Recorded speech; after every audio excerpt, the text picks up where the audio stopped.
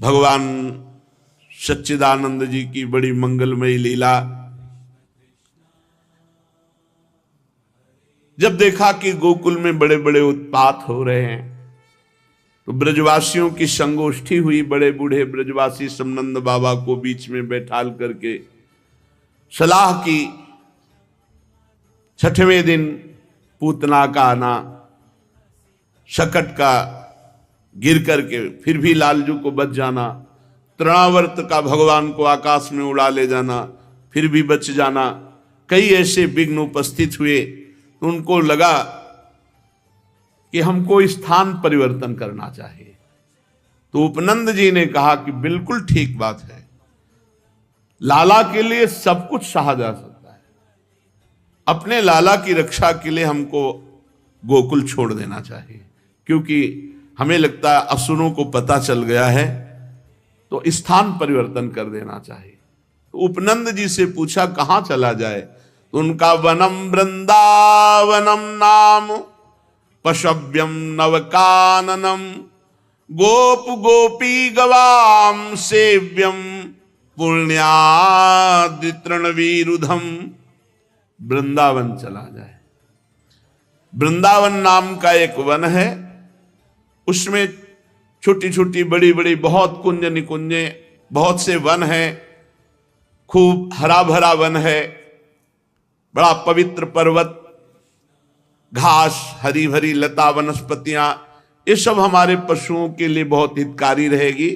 गोप गोपी और गायों के लिए सुविधा का ही नहीं, परम पवित्र सेवन करने योग्य है। यदि आप सबको हमारी बात जचती हो तो आज ही हम चल देते हैं वृंदावन के लिए, देर ना की जाए। अब तो सब ब्रजवासी कितना प्रेम करते हैं, किसी को भी अपने मकान महल से प्रीति नहीं।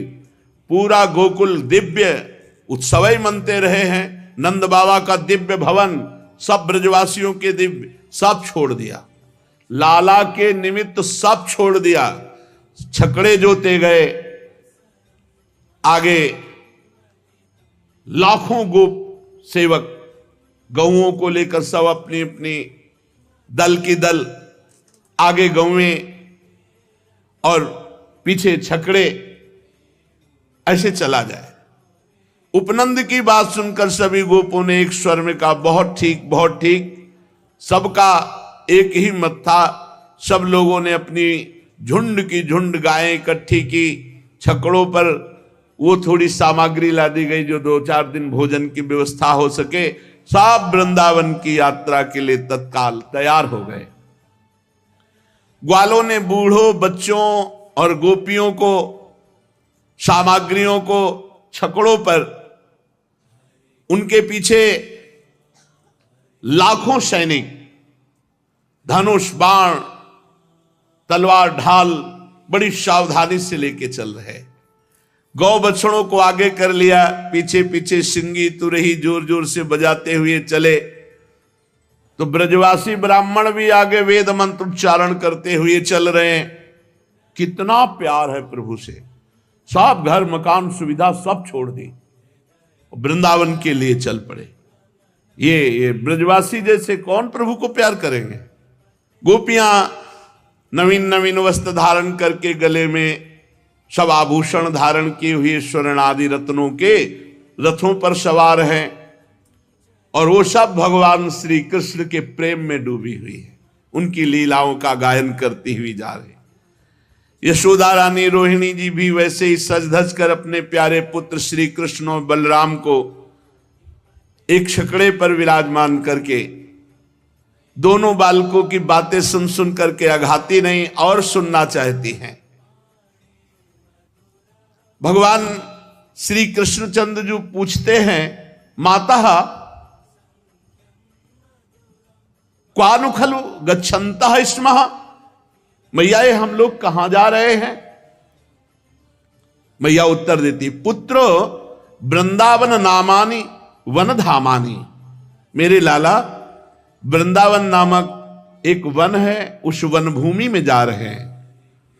श्री कृष्णचंद्र जी आश्चर्यचकित होते हुए बोले, कदा सदन मायास्यामः, तो हम घर कब लौटेंगे? पुत्र के इस प्रश्न पर यशोदा मैया कहती हैं, वत्सास मदनुसंगत एव संगच्छमानम तदास्ते। वत्स, अब हम लोग घर नहीं लौटेंगे, अब हम वृंदावन में ही वास करेंगे। श्री कृष्णचंद्र जी का उल्लास बढ़ जाता है। वे कुछ देर बलराम जी के साथ, जैसे सकटा चल रहा है सकट, तो वृक्ष ग्रह आदि जो रास्ते में मिलते हो घूमते से नजर आते हैं। फिर जननी के कंठ में लग करके प्रश्न करते हैं, भवतु तद वृंदावनम कुत्र। अच्छा मैया ये बता वृंदावन कहां है? तो इसका उत्तर यशोदा मैया इशारा करती कि रोहिणी जी से तुम ही दे दो। तो कहते पुत्र यमुना या पारे, यमुना जी के पल्ली पार, मेरे लाला उस पार वृंदावन है। फिर तो श्री कृष्णचंद्र जी रोहिणी जी से ही पूछते हैं, लघु माता का तत्र सात संपदस्ति यदेतावता प्रयासेन प्रयास्याम। मैया ठीक है, वृंदावन में ऐसी कौन सी सुख संपत्ति है जो हम लोग अपना घर छोड़ करके वहां जा रहे हैं? रोहिणी मैया बोली, पुत्रो क्रीड़ा स्थानानि क्रीडनकानि च बहूनि सन्ति। मेरे लाला बहुत सुंदर सुंदर स्थान खेलने के लिए हैं, बहुत सी क्रीड़ा सामग्री वहां है। ये उत्तर सुनकर तो श्री कृष्णचंद्र आनंद से नाच उठे। हमको तो वृंदावन जाना है। कदाचित सकट पर न होते तो अभी वो दौड़ करके निकलते। जब रथ सघन वन के पथ से जाने लगता है, उस समय जननी एवं पुत्र का मनोहर संवाद सुनने योग्य है। जानकर अनजान बने हुए भगवान श्री कृष्णचंद्र जी अबोध शिशु की भांति प्रश्न पर प्रश्न करते जा रहे, और मैया भी हंस हंस कर उत्तर दे रही। कोशौ वृक्षा समन्ताद निश्चल दलहा पिप्पला कोंड कोटिम सूते सोदुम्बराख्या का ही घन जटा व्याप्त मूर्तिर्वटः सा। श्री कृष्ण ने पूछा, ये कौन सा वृक्ष है मैया? मैया कहती, पिप्पलहा, ये पीपल का वृक्ष है। श्री कृष्ण, ये कोटि अंडों को प्रसव करके अंगों में लपटाए हुए कौन सा वृक्ष है? जननी ने कहा कि सोदुम्बराख्या, ये गूलर वृक्ष है। गूलर में फल लगे रहते ना, गूलर फल है। श्री कृष्ण ने कहा, ये जो बड़ी बड़ी जटाएं रखे हुए वृक्ष है, ये कौन सा वृक्ष है? घन जटा व्याप्त मूर्तिर, तो बोले वटः सा, ये वट वृक्ष है। अच्छा मैया, इस प्रकार वन में जाते समय की विचित्र प्रश्नावली, जननी पुत्र का ये मनोहर संवाद गोप गोप सुंदरियां सुनती हैं और अब मानो अमृत में डूब जाती हैं। आश्चर्य है कि अपने अपने रथ पर प्रत्येक गोप सुंदरी को श्री कृष्ण का रथ अपने ही नजदीक लग रहा है। लाखों रथ, लाखों छकड़ों में सब बैठे, पर सब ऐसे ही जैसे निकुंज में श्री प्रियालाल विराजमान हैं, असंख्यों सहचरियां हैं, तो हर सहचरी के सामने प्रिया प्रीतम है। ऐसा नहीं कि पीछे वाली को बड़ा उचक करके परेशानी हो रही हो कि अब हमारा तो नंबर ही नहीं लग रहा दर्शन में। सब सखियों को सेवा, और सब सखियां सीधे प्रिया प्रीतम को देखती, कोई बीच में आड़ नहीं होती। ऐसे ही एक छकड़े पर कृष्ण बलराम है, लेकिन वो छकड़ा सबके समीप चल रहा, सब बातें सुन रही प्रभु की, सब आनंद मगन हो रही है। आगे बढ़े तो चित्रा कोयम मयूर कहा ई मृदु कुहु गायक, बोले कोकिलाख्या को वक्तुम वष्टिवाणी नरवदपि शुक पुष्पाप कश्य भृंग। मैया ये रंग बिरंगा पक्षी कौन है? लाला ये मयूर है। अच्छा मैया, तो ये कुहू कुहू कर बहुत मधुर गाने वाला कौन है? बोले ये कोयल है। एक कोकिल नाम का पक्षी है। ये ठीक मनुष्यों की भांति वाणी में बोलने में कौन समर्थ है? तो बोले शुक सारिका है। ये पुष्पों का पराग पीने वाला कौन है? इसे भ्रमर कहते हैं। ऐसे कृष्ण बलराम बातें करते हुए जो देखते हैं मैया से प्रश्न करते हैं। सब आ गए श्री यमुना जी के पावन तट पर। मैया नीलमणि श्री लालजू को कलेवा कराती है, पर इतने सरल कहां है कि शांत बैठकर कलेवा कर ले। कभी कलेवा करते भाग पड़ते हैं किसी वृक्ष की तरफ, किसी पशु पक्षी की तरफ, मैया फिर पकड़ के लाती है। बहुव्यंजन बहुभांति रसोई, सट रस के परकार, शूर श्याम हलधर दो भैया, और सखा सब ग्वार। भाग क्यों पड़ते? सब सखाओं को बुला लिया, फिर एक साथ बैठकर भगवान भोग आरोग रहे हैं। सकट ऐसे मंडलाकार खड़े किए गए हैं और बीच में सब बड़े सुंदर सुंदर शिविर कपड़े के ऐसे जिनमें सब शयन कर सके। सकट समूह क्रमशः कालिंदी यमुना जी के तट पर ऐसे लगाए गए हैं मानो कोई पहाड़ हो, श्रेणीबद्ध यमुना के तट पर। क्योंकि सब नवीन नवीन भी गोप बालक हैं, कोई जंगली पशु ना आ जाए। और हजारों सैनिक लाखों की संख्या में धनुष बाण तलवार ढाल लिए हुए सकट के पहले वो खड़े हुए हैं। यमुना तट घटमान में खलाल, लाल शाह शिव इति करुणया, कुलिश करेणाकृत पक्षिच्छिदा, कनक गिरि कैलास गौरी गुरु प्रभति महामहीधर राज, निकर्णाम पंक्ति भूय चलंती, कुमार श्रेणी रिव सकटानि पथ जनैर वृद्यस्यन्तः। ऐसा लग रहा है कैलाश पर्वत विराजमान हो गया। इतने सुंदर सुंदर शिविर लगे हुए हैं, सकट हैं, आसपास सब सैनिक है और बड़े बलवान गोप बड़ी सावधानी से वीरासन में बैठ करके सबकी रक्षा कर रहे हैं। ऐसा प्रतीत होता है मानो सैन्य बल ही मूर्तिमान विराजमान हो। आकाश से भी कोई नहीं आ सकता, पृथ्वी की तरफ से भी कोई आक्रमण नहीं कर सकता। ऐसे वीरासन में बैठे हुए दिव्य धनुष बाण लिए हुए सब सावधान हैं। यमुना पार होने की व्यवस्था के लिए पहले ही नावों की व्यवस्था की गई है। बाबा ने पहले से व्यवस्था रखी। अब रात में सब वहां शयन कर रहे हैं। 4 पहर विश्राम किया। चारों ओर वस्त्रों के जो गृह तंबू हैं, अगणित चंदोए हैं, सब सुंदर सुंदर दुग्ध फेन की तरह गद्दे तकिया, सब राजसी व्यवस्था, मानो वस्त्रमयी पूरी हो। बाबा के सब ब्रजवासी और गायें जो छकड़े के अंतर्गत शिविर हैं उनमें तो सब जन हैं। और एक और सैनिकों की व्यवस्था की गई जो रथों के द्वारा घेरे गए, उनमें गौ लाखों करोड़ों गौएं।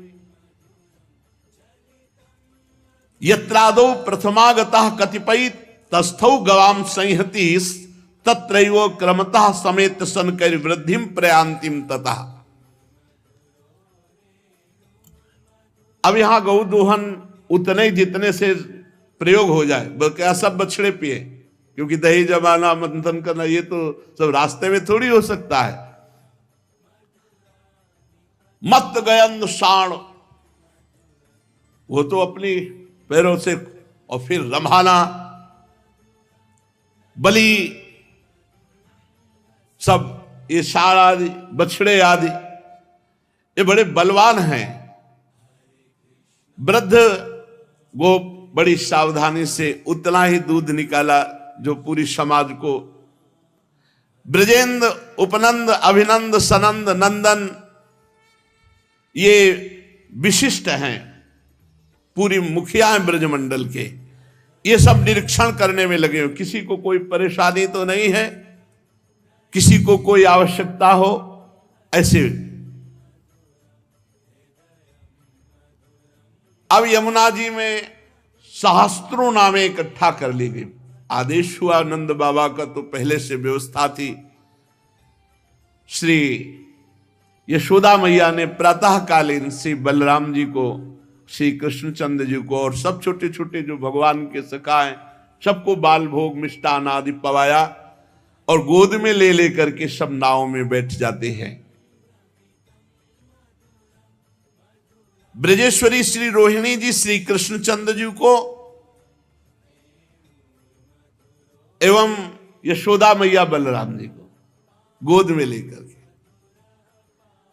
सुंदर नाव से यमुना जी के दर्शन करते हुए पार होते हैं। पार होते ही भगवान श्री कृष्णचंद्र जी तो खेलने लगते हैं। फिर मैया रुकती, नहीं ये यात्रा है, कहीं इधर उधर ना चले जाना, यहां जंगली पशु हैं। गोद में उठा लेती है। गोप रमणिया नाव में बैठकर मंगल में गान करते हुए पार होती हैं। फिर समस्त वृद्ध वृद्ध के जो गोपजन हैं उनको, जवान जवान गोपजन सब गौओं को यमुना जी ऐसे ही गौएं तैरना जानती है, चाहे छोटा बछड़ा भी वो भी तैरना जानता है। सब गौएं पार की गई। अब धीरे धीरे श्री वृंदावन की तरफ आ रहे हैं। वृंदावन पहुंचने के उद्देश्य से सर्वप्रथम आगे धेनु राशि चल रही, गौएं आगे चल रही। देखो गौओं की सेवा हमारे भगवान स्वयं किए हैं। आज गौ सेवा के प्रति उत्साह अगर नहीं रखोगे, केवल दूध की भावना रखोगे, तो फिर हमारे गौओं की दुर्दशा होती है, बहुत दुर्दशा होती है। गायों को जो दूध नहीं देती है ऐसे छोड़ देते हैं, बछड़े बैल छोड़ देते हैं। रात्रि में ऐसे लोग जो इनका अहित करते हैं वो लोग घूमते रहते हैं, गाड़ी में चढ़ाया और बद स्थान में ले जाते हैं। जो ऐसे तो प्लास्टिक खाती हैं गौएं, इधर उधर पड़ी वस्तुएं पाती हैं और फिर उनके उदर में वो सब विकार, फिर वो मर जाती हैं। हमें लगता है गांव में हमने देखा कि पहली रोटी गाय के लिए बनती थी, हर घर में बनती थी। अगर महीने में 100 रुपये भी गौ सेवा के लिए निकाले एक एक लोग, तो हमारी गायों की दुर्दशा न हो। जहां गौशाला हो वहां पहुंचा दें, या ऐसे गौशाला बनाए जिसमें 4 लोग सेवा कर सके गौओं की। तो अब लोग वो गाय ज्यादा रखते हैं कि 50-60 रुपया लीटर जा रहा, 20 लीटर हुआ तो इतना हो गया। और गौ कृपा की बात नहीं सोचते कि अगर गौ की सेवा करेंगे जब भगवान ने की तो कौन सी धनराशि कमी रह सकती। सच्ची मानो, गऊ का दूध एक आदमी को पियाओ, एक को भैंस का पियाओ, पक्का। और फिर भैंस वाले को देखो तो मोटा आपको भैंस वाला मिलेगा, गऊ वाला तो मोटा नहीं मिलेगा, लेकिन उछाली गऊ वाले में होगी, तेजस्विता गऊ वाले में होगी। भैंस वाले में वो तेजस्विता नहीं होगी, उसमें चर्बी चाहे भले बढ़ जाए, मोटापा तो आ जाएगा, लेकिन उसको उछाली नहीं आए। अच्छा, दूध रख के देखो दोनों का, तो गाय के दूध में आपको स्वर्णिम कांति मिलेगी, शुद्ध देसी गाय के दूध में स्वर्णिम कांति मिलेगी। भगवान गौ सेवा सबसे पहले वृंदावन में आगे आगे गौएं। गोप लोग आसपास से घेरे हुए तुमुल नाद करते हैं और गौओं को आगे बढ़ने की प्रेरणा देते हैं। गायें अपने बछड़ों को चाटते हुए देखते हुए बड़े आनंद से आगे बढ़ रही हैं। असंख्य गो बछड़े हैं, सब निशंक यमुना जी के पार हुए। जिन बछड़ों के अभी सींग नहीं उठे, छोटे छोटे बड़े सुंदर, ऐसे उल्लास पूर्वक, शरीर छोटा है पर वेग बहुत है, उछाली बहुत है।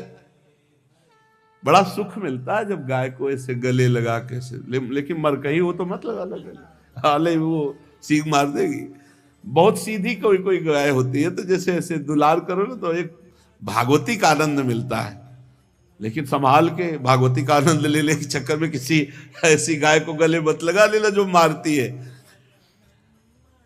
वो पुच्छ ऊपर उठा करके बछड़े जब भागते तो भगवान को बैठे छकड़े में अच्छा नहीं लगता, वो भी उनके साथ खेलना चाहते थे, क्योंकि ये सब भगवत स्वरूप। जानते हो भगवान के समय की गाय कौन थी? श्रुति, वेद की ऋचाएं गौओं का रूप धारण किए हुए थी।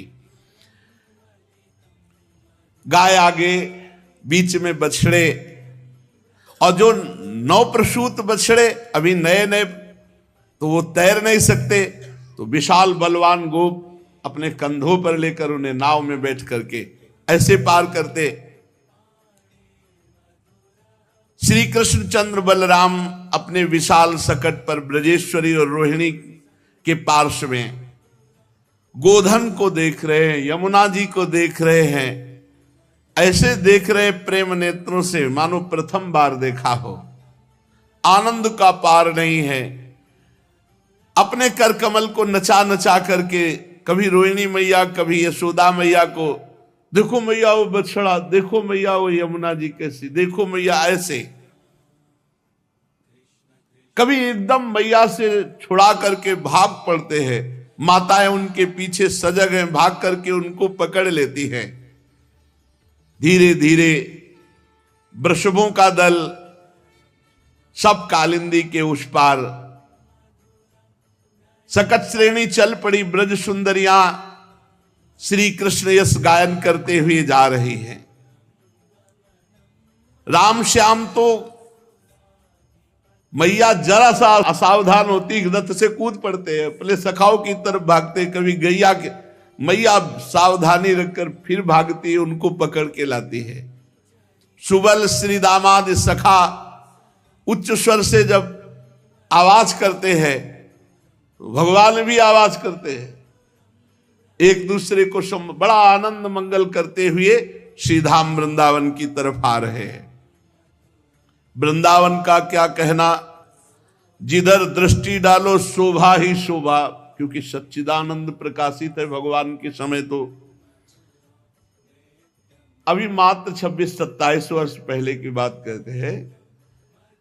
रोड तो केवल वही विद्यापीठ वाला और ये इस्कॉन वाला, इधर तो पूरी परिक्रमा सब रज की, और एक भी मकान नहीं जहां पर बैठे हो, एक जंगल ही जंगल।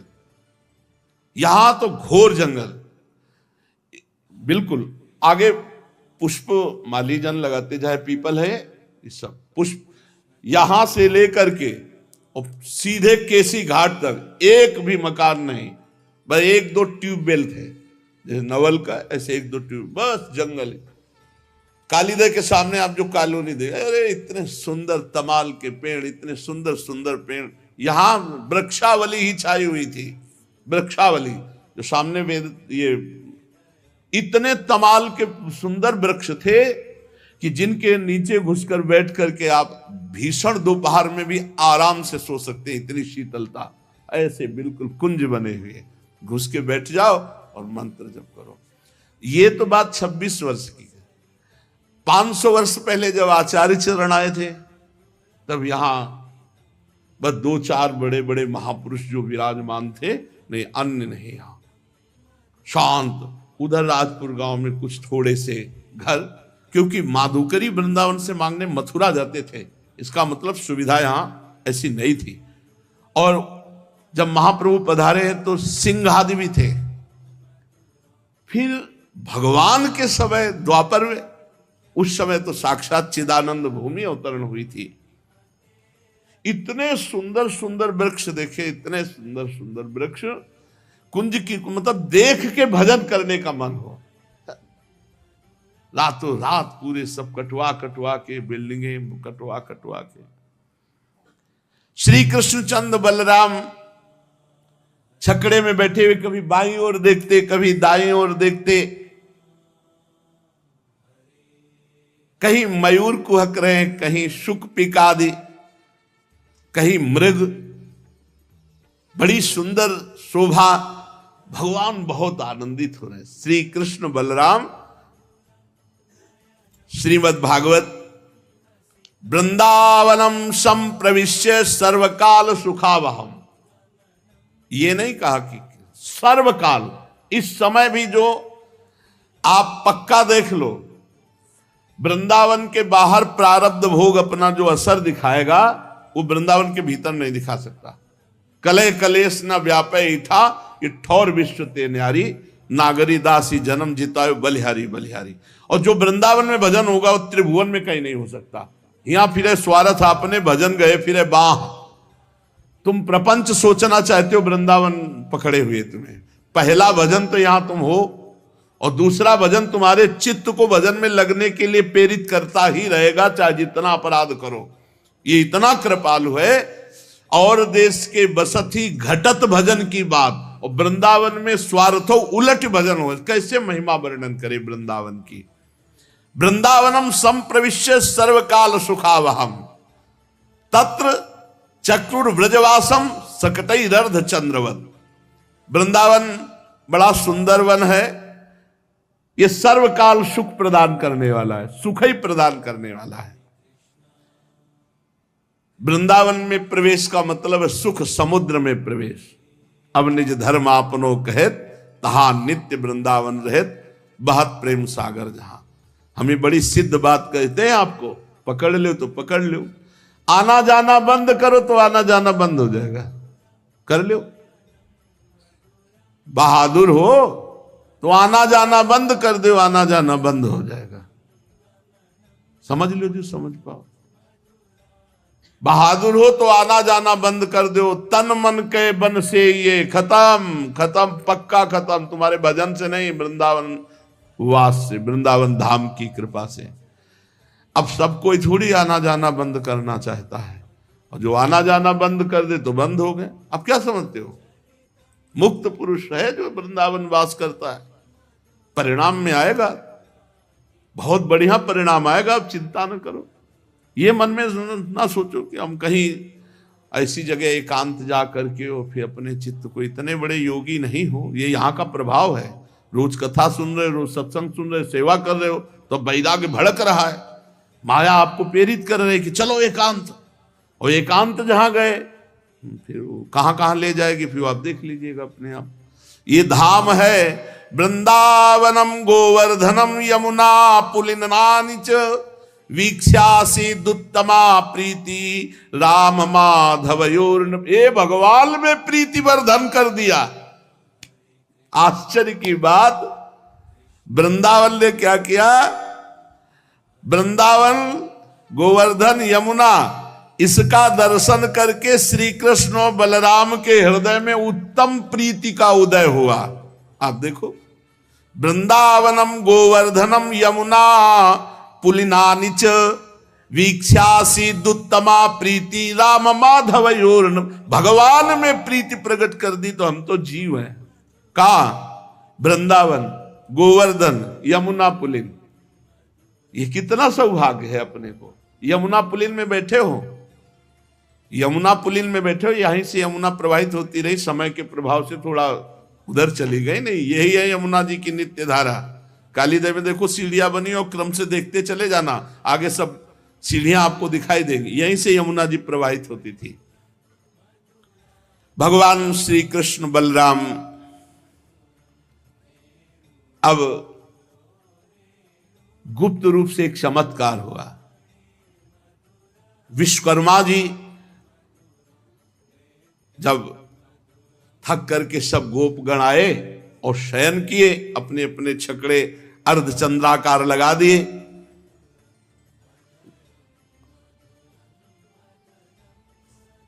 तत्र चक्रुर व्रजवासम सकटई अर्ध चंद्रवत। अर्ध चंद्रवत सकटे निर्माण करके सब बीच में, वैसे जैसे यमुना के पल्ली पार। तो विश्वकर्मा जी ने भगवान की आज्ञा से दिव्य वृंदावन में दिव्य निर्माण, क्योंकि वृंदावन तो लता पता, बाबा का महल, नंद उपनंद, सबकी वैसे ही व्यवस्था जैसे गोकुल में थी, ऐसे ही भगवान ने वृंदावन में व्यवस्था की। पूज्य राधा बाबा अपनी वाणी जी में लिखते हैं कि रात्रि में विश्वकर्मा ने पूरी की पूरी नगरी ऐसी बना दी जैसे गोकुल में सबके वास्ते, वैसे ही भगवान की आज्ञा से विश्वकर्मा ने वास की व्यवस्था की। वृंदावन हर समय हरित रहता है, कभी पतझड़ नहीं होता वृंदावन में, क्योंकि सदा बसंत की उपस्थिति रहती है। बड़ा मनोहर गोवर्धन, गिरिराज जी का जैसे स्पर्श कर लो ऐसे ना, तो करोड़ों तीर्थों के अवगाहन से जो लाभ मिलेगा ना, वो गिरिराज जी के दर्शन स्पर्श से सहज स्वाभाविक। अरे अपने लोग बाजी जीत गए। अभी दूरे ब्रजभुआ सा गोपाल दार कई, चारया मास तुर्वत्सान नाना क्रीडा परिच्छदो। गोवर्धन पर्वत, यमुना जी, सुंदर पुलिन, ये सब देख करके वृंदावन को भगवान श्री कृष्ण बलराम के हृदय में बहुत प्रीति उत्पन्न हुई। अभी कुछ कुछ तोतली बानी से बोलते हैं, ये बालोचित बार बार माताओं से प्रश्न करते हैं, माताएं उत्तर देती हैं और सब ब्रजवासियों को बड़ा आनंद दे रहे हैं। आज वृंदावन में बाबा और सब पूरा परिकर विश्राम कर रहा है। फिर से चर्चा आगे। श्री राधा वल्लभ लाल की।